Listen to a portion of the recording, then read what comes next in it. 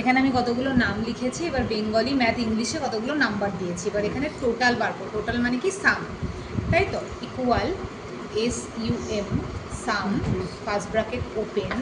এবার এই যে এর তিনটে নাম্বার আছে, এই তিনটে নাম্বারকে একসাথে সিলেকশন করে নিলাম, এই ইংলিশ, ম্যাথ আর এই নাম্বারটা, এই হলো ব্র্যাকেট ক্লোজ, এন্টার। ঠিক আছে। এবার এই একটা বার করার পর কি করব, এইটারকে এখানে আগে নিয়ে যাব। এখানে নিয়ে যাওয়ার পর শিফট চেপে একসাথে টেনে সিলেকশন করে দেবো, বা ডাউন আরও করতে পারি, যা ইচ্ছা। দেন Ctrl+D, সবগুলো হয়ে গেল। এবার হচ্ছে অ্যাভারেজ। অ্যাভারেজ করলে ইকুয়াল AVERAGE,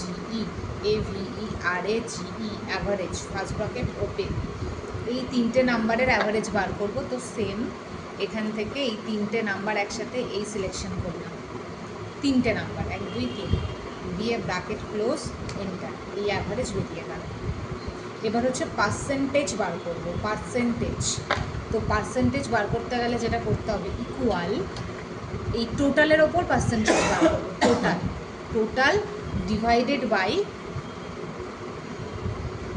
কততে এক্সাম হচ্ছে, এটা হচ্ছে 100, 100, এটা 100, এটা মানে টোটালে হচ্ছে 300। এই এই এটা 300 লিখবেন, এটা বাই 3 লিখবেন। এই হয়ে গেল। এবার এখান থেকে এই পার্সেন্টেজের সাইন আউট করতে হবে। আচ্ছা দাদা, একটা কাজ করি, তার প্রথম থেকেই দেখাই। তো অ্যাভারেজটা হলো, অ্যাভারেজটা এভাবে আমরা করলাম। পার্সেন্টেজ যখন বার করবে, এখানে একটা ব্যাপার রয়েছে।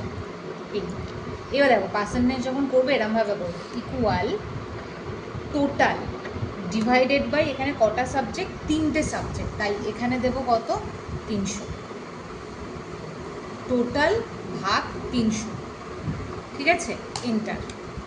এবার এখানে দেখো এরকম একটা অ্যান্সার এসছে। এবার কী করবো, এই হোম ট্যাবে এখানে গিয়ে এই পার্সেন্টেজের সাইনটাকে অন করবো।